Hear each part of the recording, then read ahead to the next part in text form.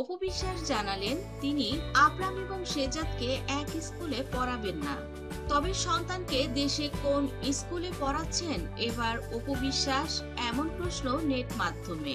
কিন্তু এটা আমি মনে করব যে এই কথাটা উঠিয়েছেন না জেনে না বুঝে, আমি মনে করবো তার একটা মানসিক ডাক্তার দেখানো দরকার। কারণ সত্যেশ্বরের মেয়েকে যেমন আমরা আমার সন্তানের ভালোর জন্য, আমার সন্তানের ভবিষ্যতের জন্য আমি সবসময় এইসবের কাজে বিপক্ষে। আমি মানে নামটাও আমি উচ্চারণ করতে আসলে আমার কাছে খুব খারাপ লাগে যে আমি কেন এটা বলবো।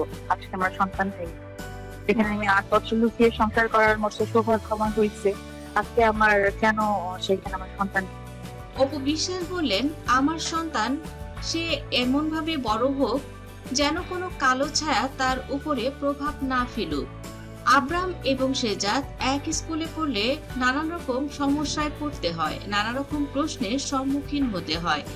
ওর বাবাকে নিয়ে নানান রকম প্রশ্নের সম্মুখীন হতে হয় আবরামকে। এই বয়সে আমি চাই না আবরাম এ ধরনের প্রশ্নের সম্মুখীন হোক।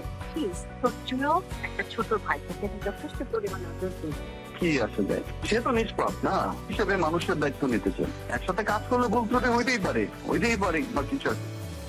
এখন পেপারস নিয়ে সাথে যে কথাটা তুলছেন, পেপারস আমি অবশ্যই সবাইকে দেখাবো। যদিও এটা আমি মানে পৃথিবীকে না ব্যাপার, আমি খুবই লজ্জা বোধ করছিলাম ফার্স্ট টাইমে।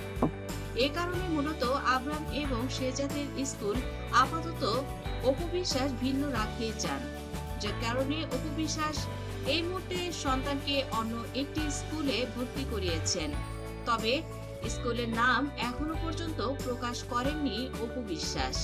তো দর্শক বন্ধুরা, নতুন বছরে আবরাম খান জয়কে নিয়ে শাকিব খান এবং অপু বিশ্বাস যে সিদ্ধান্ত নিয়েছেন, আপনাদের কাছে বিষয়টি কেমন লেগেছে?